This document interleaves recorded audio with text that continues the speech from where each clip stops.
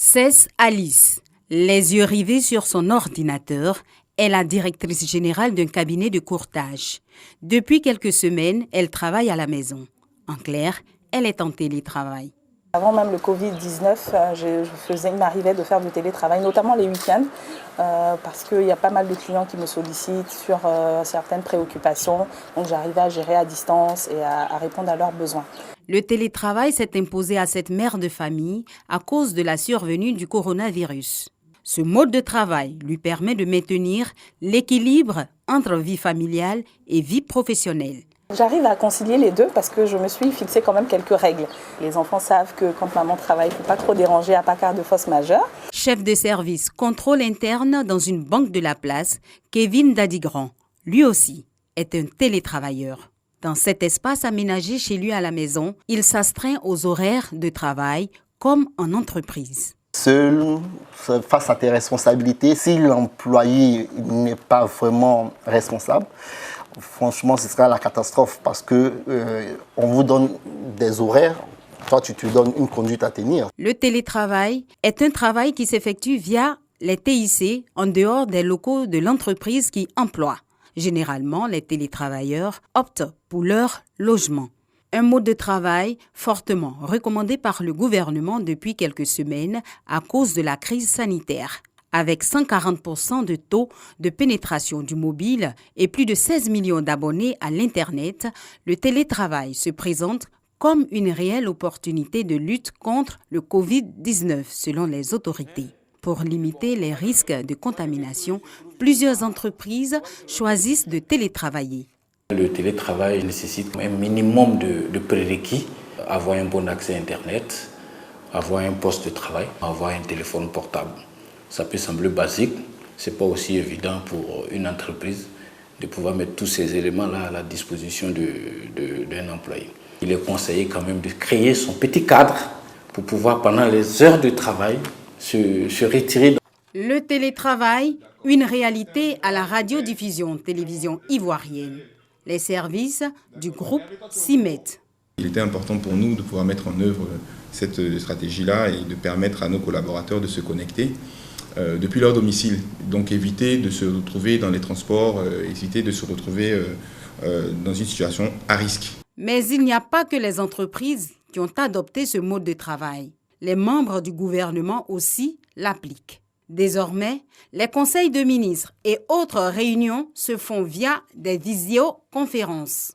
De façon pratique, le gouvernement, pour assurer la continuité de ses activités, bénéficie de l'accompagnement de l'Agence nationale du service universel, ANSUT. Globalement, je pense que le dispositif, on l'a mis en place, on l'a bien huilé.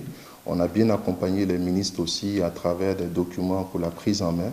On continue de le faire. Il y a un défi majeur qui est évidemment la question de la connectivité, mais c'est des choses qui se sont réglées à travers des actions très spécifiques et directes. Une autre structure fortement impliquée dans la réussite du télétravail, l'Autorité de régulation des télécommunications, ARTCI, joue un rôle important pour assurer le flux. En mode télétravail, c'est à sa résidence que nous retrouvons son directeur général. Je disais qu'on allait regarder l'ordre du jour de la réunion de tout à l'heure. Après quelques instructions à ses proches collaborateurs, il se prépare à une réunion avec l'ensemble de son staff. Nous avons constaté que le trafic Internet a pratiquement doublé parce qu'il y a beaucoup d'utilisateurs et parce que beaucoup sont aussi en télétravail. Nous avons pris des dispositions pour que ce nouveau flux de trafic puisse être assuré.